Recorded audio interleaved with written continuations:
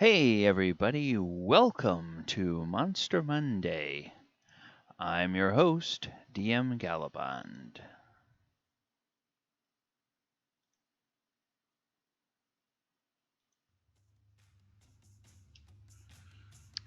Alright,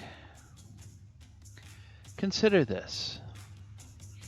Your party has been on a mission for the gods. You're trying to get the money to keep the orphanage open back to Waterdeep from Baldur's Gate. You've got 400 miles to go, half a tank of gas, it's night, and you're wearing sunglasses.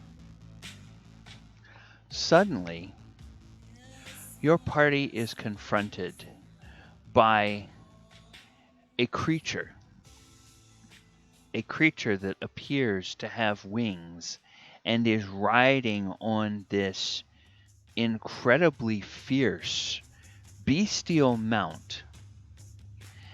And it comes down and it says, You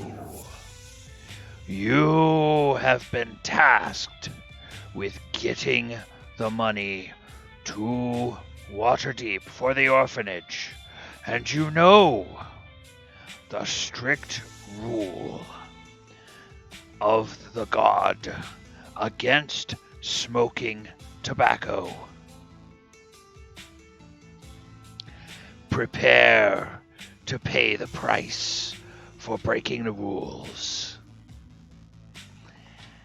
This could be the kind of encounter you might have with an Archon.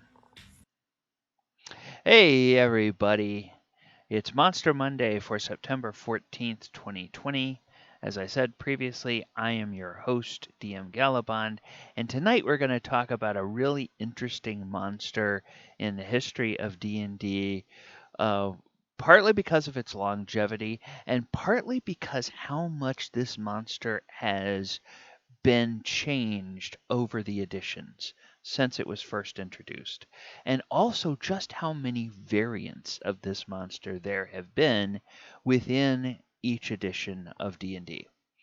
The monster we are talking about are, and I suppose it's actually better to say the monster group we're talking about, is the Archons. Now, you've heard a lot about Archons probably. You may have faced Archons as a party. You may have had Archons as a quest giver. You may have seen Archons but never had any confrontations or much dealing with them. But they're out there, but they're little understood, partly because there's so many different variations of them. It's hard to pin them down. So what exactly is an Archon? Well, we're going to use the 5th edition definition of an Archon. And I'm saying 5th edition definition because, as you'll see, the definition of what an Archon is has changed slightly over time. So Archons are enigmatic, supernatural embodiments of the harshest aspects of law and order. They espouse a rigid sense of justice and deal ruthless punishment to those who break the law. This nature often aligns them with the Azorius Senate, and they are commonly seen circling above the Azorius Guildhall astride their winged Felidar mounts, soaring alongside griffin-mounted hussars. So, see, these mounts are like winged goat things, big, huge goat monsters with multiple sets of horns. An Archon appears as an armored humanoid figure, nearly always mounted. Its face is usually shadowed beneath a large hood. Those who have seen beneath the hood describe a face of celestial beauty with stern expression and blank white eyes. Okay, so it's kind of a real contrast. So it's a celestial, it's for the sense of law and good, but it is a harsh and strict and dispassionate uh, dispenser of justice, at least as it sees justice through the eyes of the law. The law is more important to it than the good, it would seem. All right, so monster lore, and again, this comes from 5th edition. Eternal Riders. The bond between an Archon and its winged Felidar mount is so close that the two are sometimes considered a single being, acting with a single mind.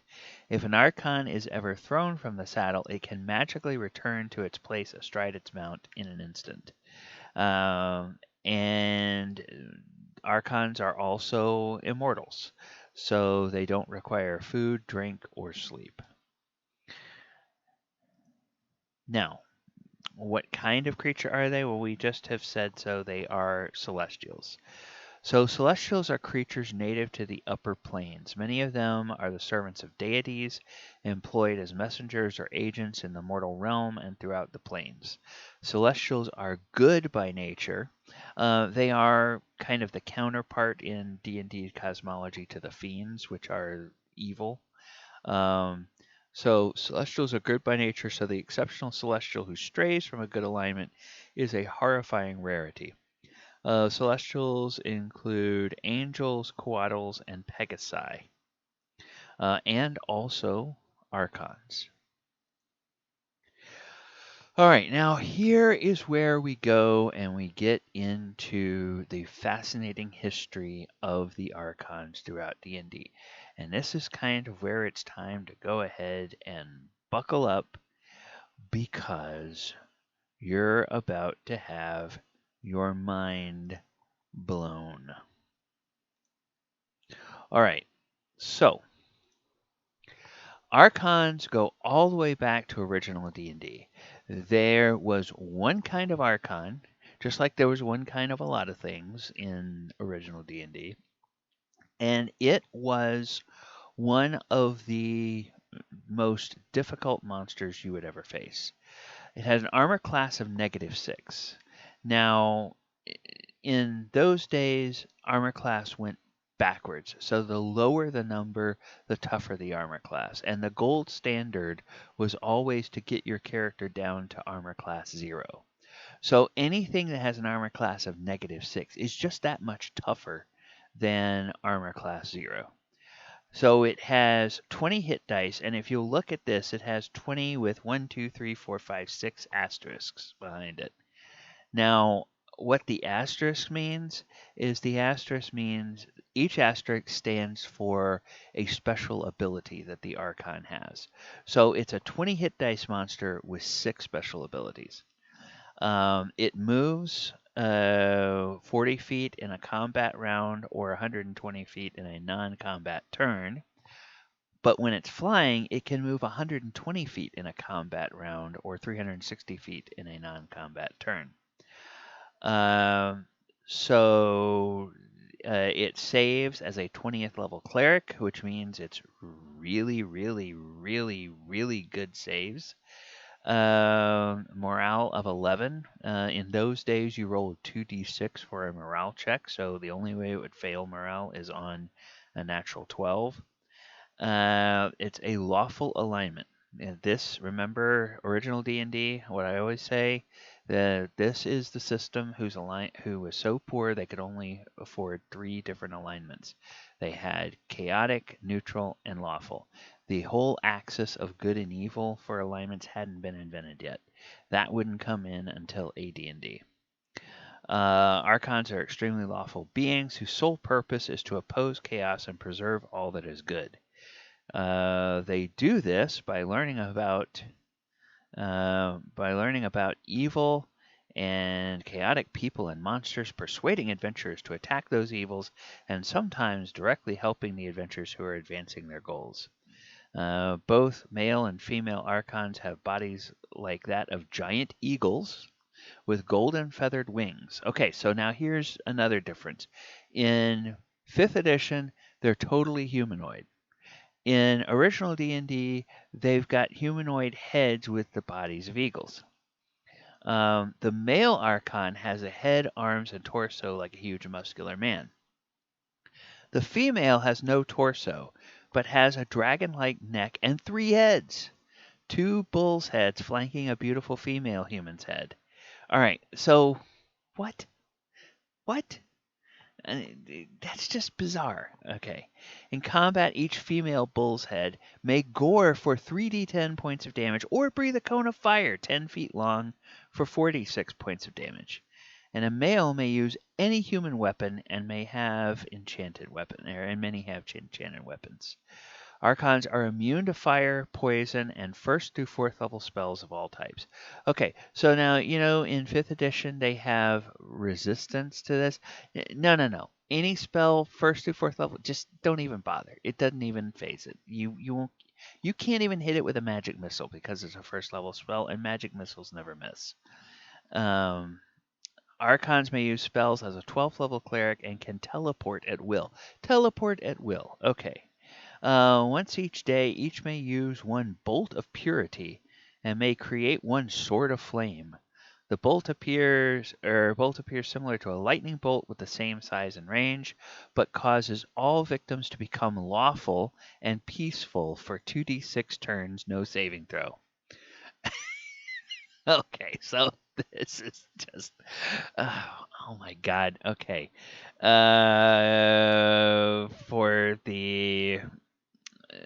for all of my brothers and sisters out there in the LGBTQ community, I love you all very much, and I say this with the utmost respect. But that description there, the only pop culture character I can think of is the first season South Park character of Big Gay Al from Big Gay Al's Big Gay Boat Ride, and how he just sends peace and love and joy everywhere.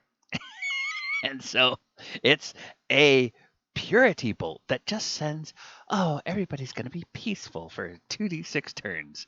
Uh, no saving throw. It removes all evil thoughts and does not cause damage. So the sword is the size of a normal sword, but it's solid flame and inflicts 48 points of damage to any victim hit. Once created, it lasts for 3 turns. Now remember, a turn is 10 minutes. So up to 120 minutes of peaceful thoughts and a flaming sword that lasts for 30 minutes. Archons live in small families of 1 mated pair and 1d3 young.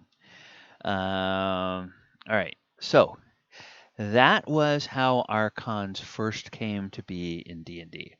So this gives you an idea of where they started from. Now let's take a look. There weren't any Archons in the sources, at least that I have, for AD&D.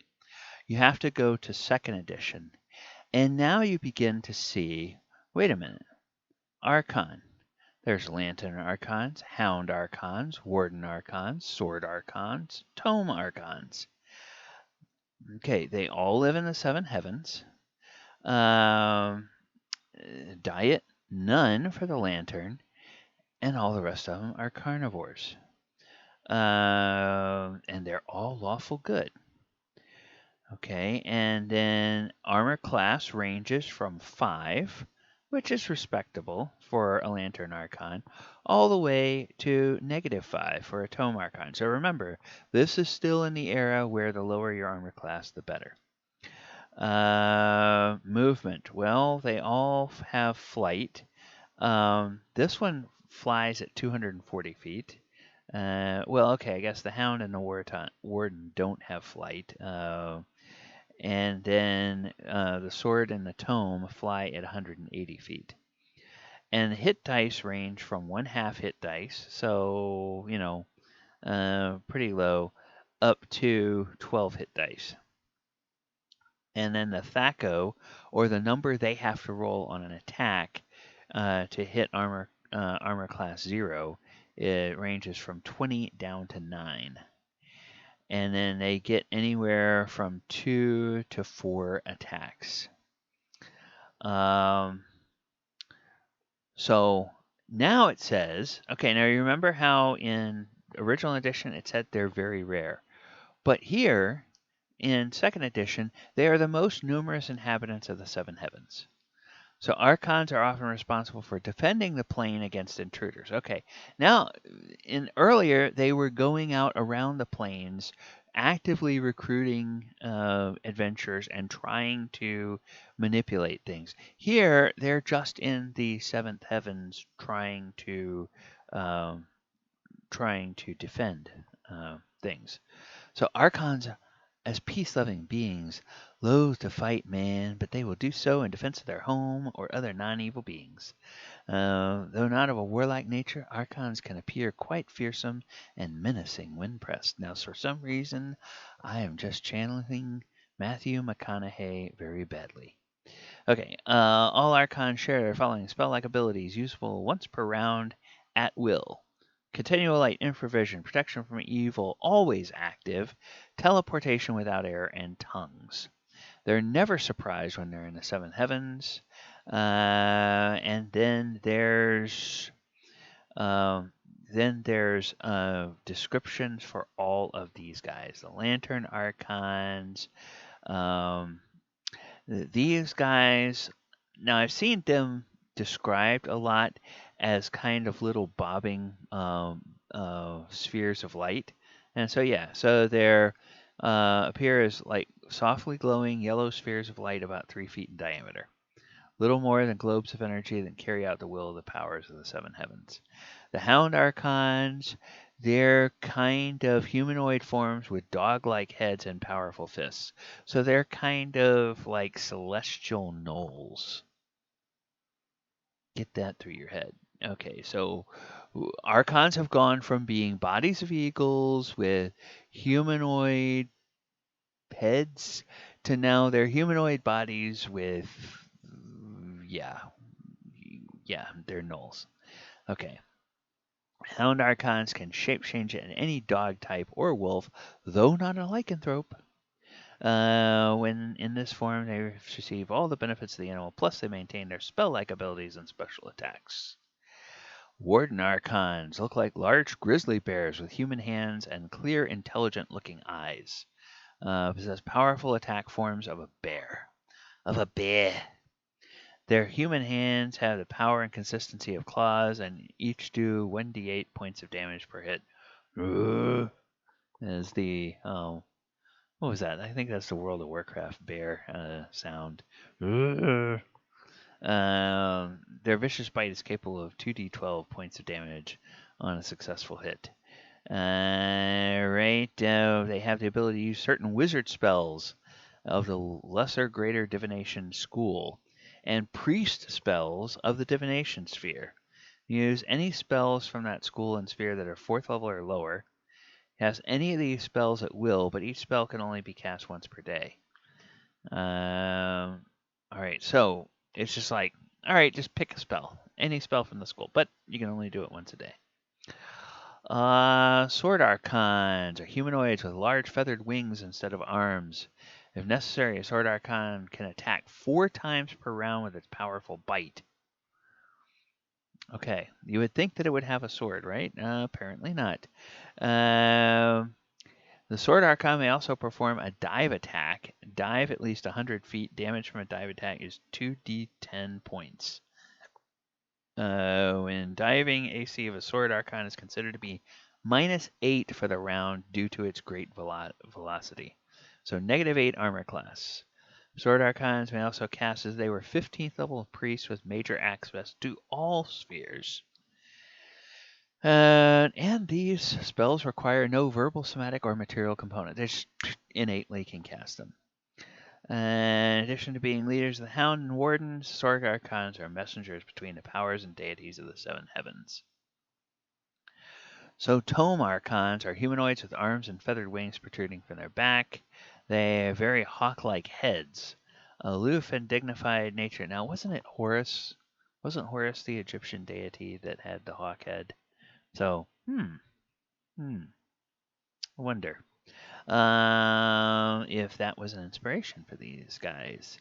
Aloof and dignified nature of the Tome Archon disguised as an able combatant. Primary attack mode is a ray of light that issues from their hands, never missing, inflicting 1d10 points of damage per ray. They can fire their light ray attack twice per round at any targets in sight. Don't worry about range. If I can see you, I can hit you with the ray of light. In addition to those available to all, Tome Archons have the following spell-like abilities. ESP, always active. No alignment, always active. And Detect Lie, always active. Immune to damage from weapons that are not at least +3 magical enchantment. Okay, so forget not being able to hit them with level 1 through 4 spells. Now you can't even hit them with a +2 weapon. So you might as well just, tuck your tail and go home if you run into one of these guys, because you ain't going to do crap to it. They can cast spells and affect undead as if they were 20th level priests. Spells may only be cast one every other round, and no spell more than twice in a day. They are the historians and record keepers of the seven heavens. Record all things that happen in the heavens with passionless accuracy and total indifference. There are only 7 Tome Archons, one on each layer of the seven heavens. All right. So, yeah, that's the second edition version of the Archon. Well, now let's see what the Archons became in third editions. Okay, in third edition, Archons are celestials from the plane of Celestia. They have charged themselves with the protection of the plane and also consider themselves guardians of all who are innocent of free of evil. They are the natural enemies of fiends, particularly demons. Archons speak celestial, infernal, and draconic, but can speak with almost any creature because of their tongue's ability.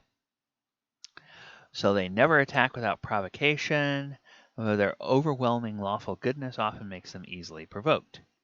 Okay. So they avoid harm, just like a certain politician never tweets without provocation, but is so thin-skinned, so insecure, and so utterly unstable that the least provocation can get a tweet. Thus ends the political portion of the Monster Monday. Archons generally prefer to meet a foe head-on if it's prudent to do so, but if outmatched, they will do what they can, even if the odds are against them. Or do what they can to even the odds. Usually by employing hit-and-run tactics or standing off and engaging a foe with magic before moving into melee. Okay. All right. Lawful good, and they're going to do hit and run. Okay, well, whatever. All right. Archon traits. Archon possesses the following traits. Dark vision out to 60 feet and low light vision. Aura of menace. And SU, that stands for supernatural. Righteous aura surrounds Archons that fight or get angry. Any hostile creature within a 20-foot radius of an Archon must succeed on will save to resist its effects. Charisma base includes a +2 racial bonus. Those who take -2 penalty on attacks, AC, and saves for 24 hours or until they successfully hit the Archon that generated the aura. Alright, immunity to electricity and petrification. +4 racial bonus on saves against poison. Magic Circle against evil, another supernatural ability. Magic Circle against evil effect always surrounds the Archon. Caster level equal to the Archon's hit dice. Okay, so. And then teleport supernatural. Whoops. They can use greater teleport at will. And tongues. All Archons can speak with any creature that has language as though using the tongue spell. Alright, so Lantern Archons. Hey, those guys were in second edition. They have 1d8 hit dice. So once again, they're kind of the low guys on the totem pole, and they fly 60 feet. Base attack is +1. Armor class is 15. Okay, so see, armor class or third edition is where we get into the armor class we know and love today, where the higher the armor class, the harder you are to hit. So it's got all of these special qualities. Um, Third edition is also where you started to get stat blocks for all of the creatures. So their strength, dex, con, intelligence, it's yada yada yada. Okay, and a ball of glowing light flows towards you. Glow about as brightly as a torch. And little reason to get within melee range. Aura of menace. At will, it can do aid, detect evil, continual flame, and cast as a third level. Okay. Hound Archon. Powerfully built humanoid with the head of a dog appears both serene and ready for action with a great sword strapped across its back and an expression that indicates intelligence and protectiveness. Okay, so once again, they're kind of like the gnolls of um, the celestial realms. And there are two. There's a Hound Archon, and then there's a Hound Archon that has classes bolted onto it. So the regular Hound Archon, 68 plus 6 hit dice, or 33 hit points. And then as an 11th level Paladin, it has the 68 plus 18, and then another 11d10 plus 33 for a total of 143 hit points. Armor class of 19 for the Hound Archon versus an armor class of 30 for the 11th level Paladin Hound Archon. Yeah. So this guy, the normal one, can do a bite or a greatsword plus 22 melee attack. And the Paladin version has a plus 2 cold iron greatsword, plus 5 or plus 25 melee attack. And the bite has a plus 22 melee attack. All right, so that's pretty bad. This guy's pretty beefy enemy. You might not want to run into. Then let's see. Hound Archon heroes befriend bronze dragons, which become their mounts. Okay, so now in addition to this paladin guy, you now have to deal with his bronze dragon mount. Okay, that's really kind of a lot to ask for. Okay, and then there was a lot of things where humanoid or vaguely humanoid creatures in 3rd edition, there were always ways of turning them into characters. So you could have a Hound Archon as a character. Trumpet Archon. And his medium outsider, extraplanar, good and lawful.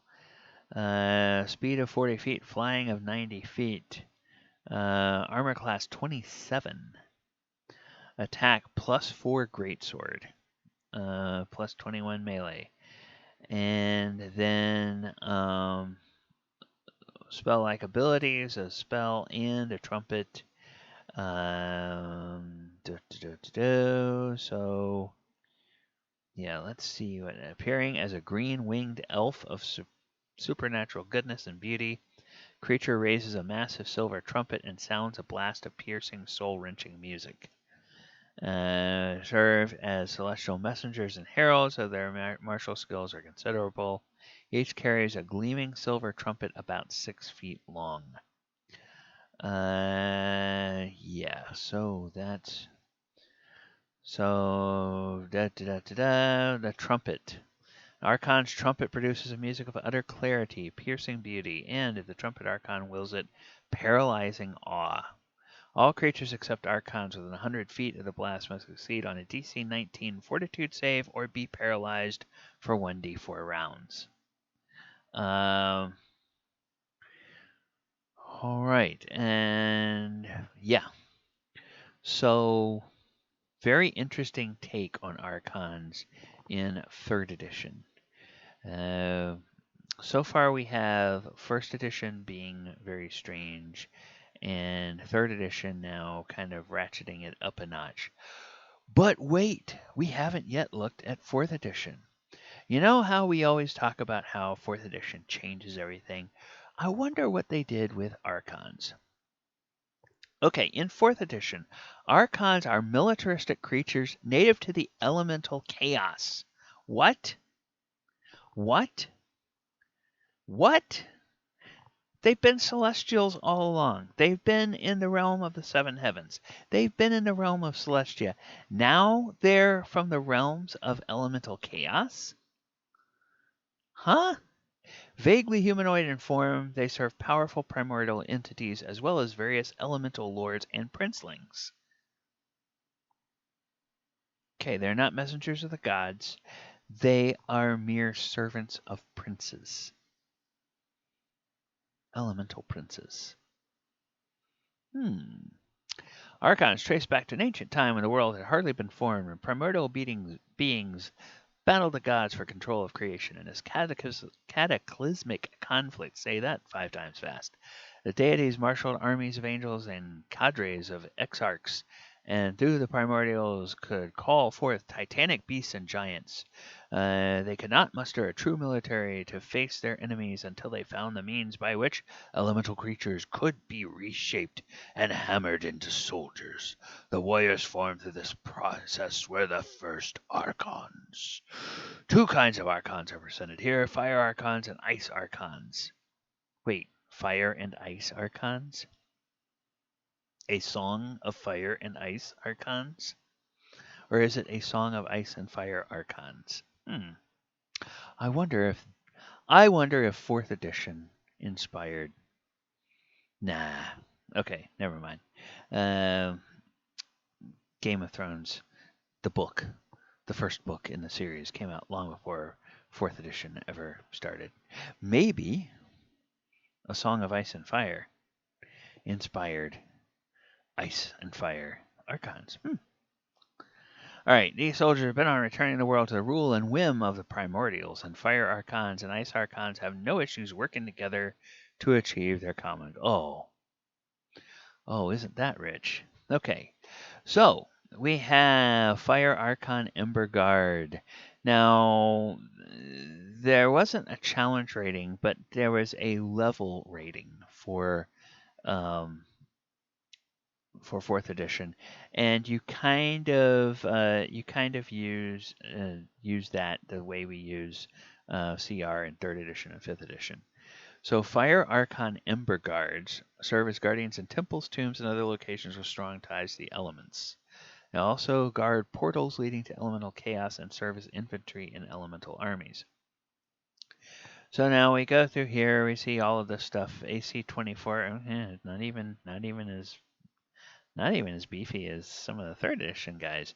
And then alignment. Chaotic evil. Chaotic evil. Wait a minute. Lawful good. We've been seeing lawful good all the time. Now in 4th edition, they give us they're not celestials, they're elementals, and they're not lawful good, they're chaotic evil. Now do you begin to understand why so many people thought that whoever came up with the rules for 4th edition had to be smoking crack? I mean, it's like, what the hell were they thinking? And it completely changed this. But that's what's so fascinating about this monster is how it has had so many variations across the different editions of the game.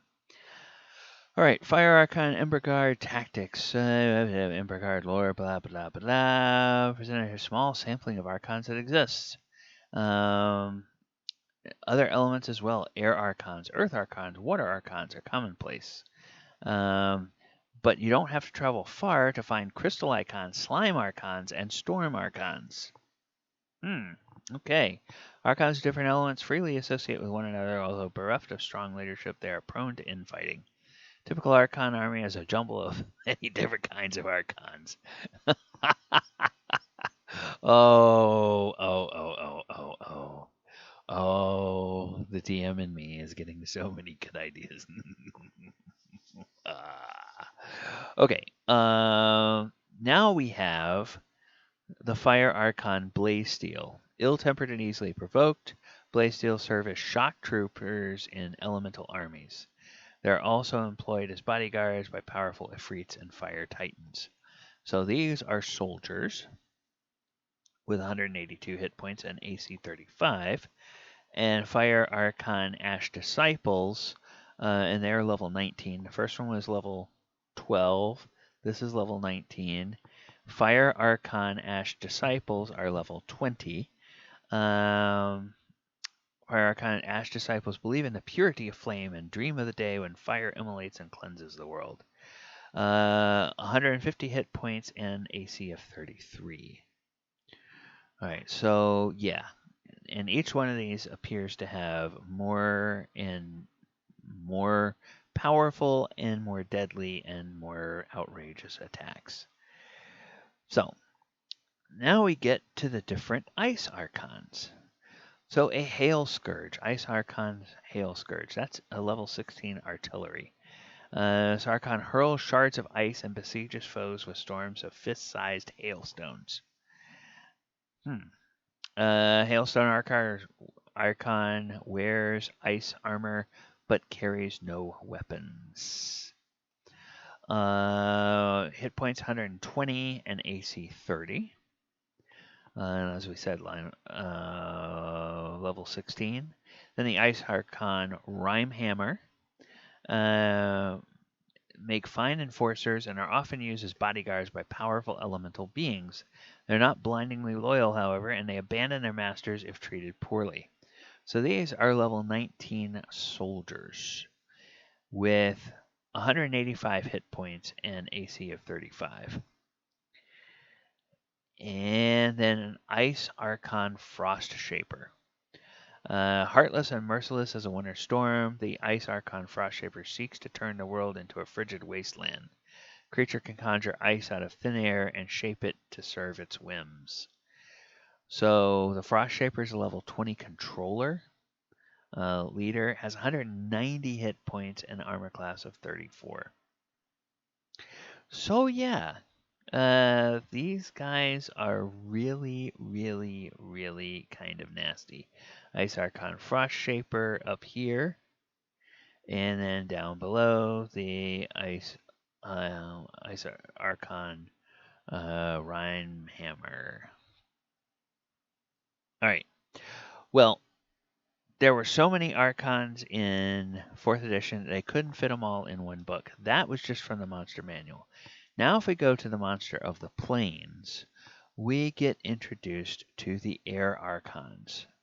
They're elemental warriors created by the Primordials to wage war against the gods and their servants. So Air Archon Zephyrhaunt is a level 16 lurker, 122 hit points and AC of 30. Surges forth and targets as many enemies as possible with Cyclone Fling. Cyclone Fling. Wow. Doesn't that sound like a country song? I had a cyclone fling. I had a cyclone fling with a girl named Sue. Okay. All right. Close burst 1 plus 19 versus fortitude. 2d8 plus 8 damage, and it recharges on 4 through 6 on a d6. Air Archon Tempest Blade is a level 18 skirmisher. Initiative plus 18, has 174 hit points and AC 32. Alright. Air Archon Tempest Blade uses hit and run tactics, striking and then flying away to harry other foes. It tries to hit a powerful enemy with bonds of wind, using a slide effect to maneuver the adversary into a flanked position. So, okay, yeah, it kind of moves things around the battlefield as a skirmisher. All right, and now we get to 5th edition. So, what are they going to do in 5th edition? Well, Archon of Falling Stars. Hey, it's a Celestial again, and it's lawful good. Armor class 18, 144 hit points. Archon spellcasting ability or the Archon isn't mounted. It can use a bonus action. Okay, so magic resistance. All right, these guys have multi-attack. Make 2 attacks with a radiant spear, which is an attack plus 9 to hit, reach to 10 feet. 2d6 plus 5 piercing damage and 3d6 radiant damage. Radiant Rebirth recharges after a long rest. If the Archon is reduced to 0 hit points, it regains 30 hit points and springs back to its feet with a burst of radiance. Each creature in the Archon's choice within 30 feet of it must succeed on a DC 16 con save or take 3d8 radiant damage and is blinded until the start of the Archon's turn. And on top of all that, they have legendary actions. 3 legendary actions. So, an attack with Radiant Spear, Coordinated Assault, costs 2 actions, or Return to Nyx, costs 3 actions. And so that tells you that the Archon of Falling Stars is, wait for it, from the Mythic Odysseys of Theros. Because that's where Nyx, the kind of, what would we call it? We would call it, Earthlings would call it a nebula, because it's kind of, but it's sort of a celestial birthplace of gods and philosophies and beings and worlds and planes and is what Nyx is. All right. And whoops. We also have the Archon of the Triumvirate, which is a medium celestial lawful neutral. Not lawful good, but lawful neutral. So armor class 18, 144 hit points. Eye of the Law. As a bonus action, the Archon can target a creature it can see within 120 feet and determine which laws that creature has broken in the last 24 hours. Oh my god.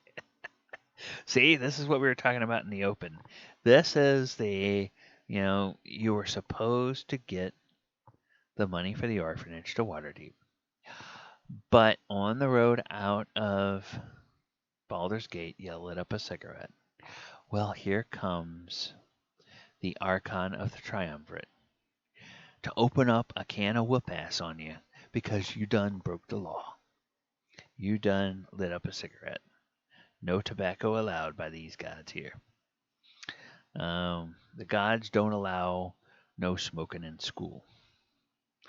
Mount. If the Archon isn't mounted, it can use a bonus action to magically tell. Yes, okay, we know that. Multi-attack. It makes 2 Hammer of Justice attacks. Okay, Hammer of Justice? Plus 10 to hit. 2d6 plus 5 bludgeoning plus 4d8 force damage. And Pacifying Presence. Each creature of the Archon's choice that the Archon can see within 120 feet must succeed on a DC 18 Wisdom save, or else that target drops any weapons it's holding, man, ends its concentration on any spells or other effects, man, and becomes charmed by the Archon for a full minute, man. Charmed creature can repeat the saving throw at the end of each of its turns, ending the effect on itself on a success. Yeah. All right, legendary actions. Archon can take 3 legendary actions. Rejoin the mount. It can smite, makes a Hammer of Justice attack, and then its mount can use its reaction to make a melee weapon attack. Or Detention. The Archon targets a creature it can see within 60 feet of it. Target must succeed on an DC 18 Charisma save throw or be magically teleported to a harmless demiplane until the end of the Archon's next turn, whereupon the target reappears in the space it left or the nearest unoccupied space, if that space is now occupied. Whew. All right. So,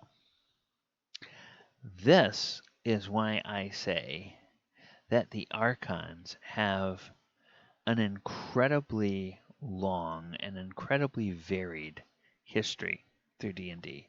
It's just look at how many different things Archons have been from one edition to the next, all the way from original D&D to 5th edition. All right. Now, using Archons and encounters, there's two different tables here, and of course we only focus on 5th edition. And I have all of the published 5th edition sources. I've researched all the published 5th edition sources. I don't go into the Archons that are homebrew creations or that are, um, in beta testing, Unearthed Arcana, those types of things. So there may be some other Archons in there, but there's only two Archons so far. One is out of Guildmaster's Guide to Ravnica, and one is out of the Mythic Odysseys sourcebook. So the Mythic Odysseys is the Archon of Falling Stars, which is CR12. So against a party of 5 characters of 7th level, one of these Archons of the Falling Stars would be considered a hard, borderline deadly encounter. Level 8 or 9 party, it would be a hard encounter. Level 10 or 11 party, it would be a medium encounter. Now, if you want to make that a hard encounter and you want to build a theme of using celestials, then add a coatl to that Archon of the Falling Stars, and that would make a hard challenge for a party of level 10 or 11. And then for a party of level 12 to 16, it would be an easy encounter. And again, if you want to make it hard, you could add another Archon or a Keyrin. Now, of course, level 12 to 16 is a range, so adding a Keyrin or an Archon at level 12, okay, that would be probably overkill. That would make it a deadly encounter. So think of other celestials that you could add. And there's very limited number of celestials in 5th edition. Official sources that you can choose from. There's really not a whole lot there. All right. Using Archons and encounters. Now this is the Archon of the Triumvirate, which is CR14. So it's a hard and borderline deadly encounter for a party of level 9. Party of level 10, it's still a hard encounter. For 11 to 13, it's a medium encounter. You could add a coatl or a unicorn to make that a hard encounter. And then from level 14 to 18, it's an easy encounter. So you could add up to one additional Archon of the Triumvirate, or you could add up to 2 Devas for a level 18 party to turn that into a hard encounter. All right, so, and what I'm trying to do when I'm building these parties for encounters, I'm trying to go with a theme. So the theme here is obviously a party of other Celestials in both of these situations that we're building. Okay, so how would you place an Archon in a campaign? Well, admittedly, I'm looking at the, no pun intended, I'm looking at the balance of the D&D editions. And most of the editions, except for 4th, where this appears, they are considered lawful good celestial beings.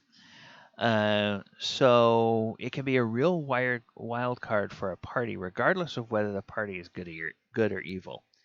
Because the Archons are so rigidly affixed to their concept of law, now that's at least in 5th edition, they can demand an absolute punishment for a minor transgression, which could be very tricky even for a good party trying to protect a quote-unquote good but not perfect ally.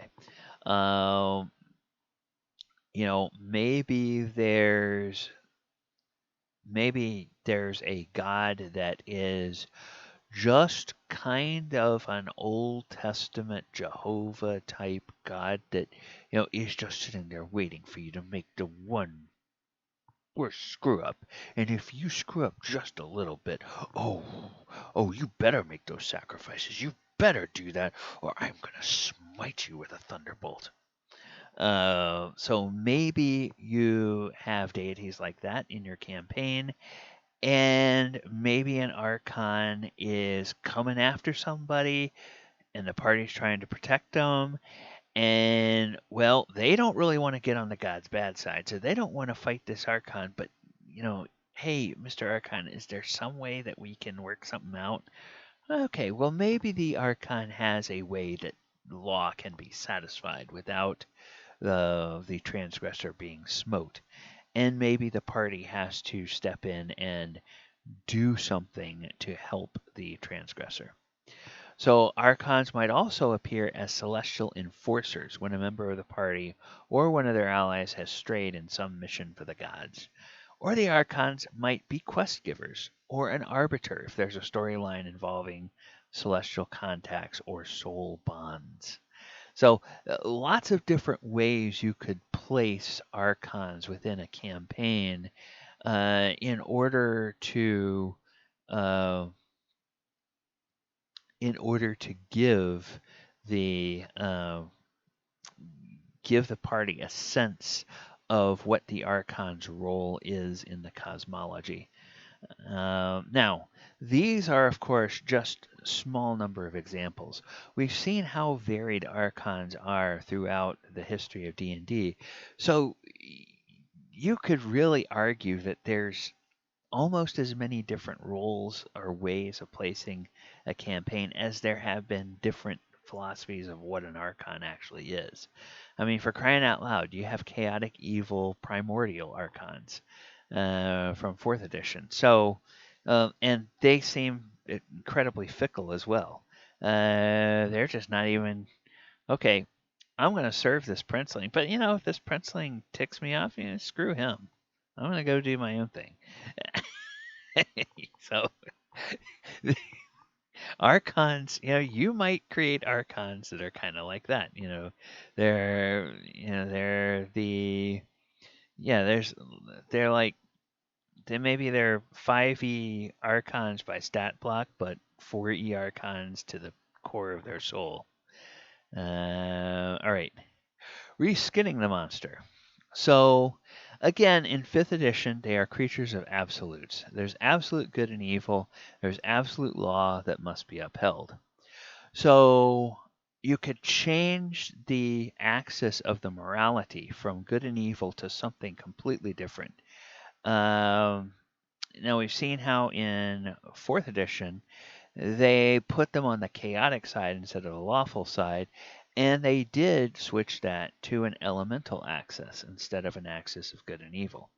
Well, actually, no, I take that back. It was still an axis of good and evil, but they were on the evil side, and they really didn't even care about their own individual elemental thing if there was a strong enough reason for them to work together. So you could go with something completely silly and change the axis of morality to be something like emotions or language. So when I was trying to think of, what's sort of the most nonsensical rules, uh,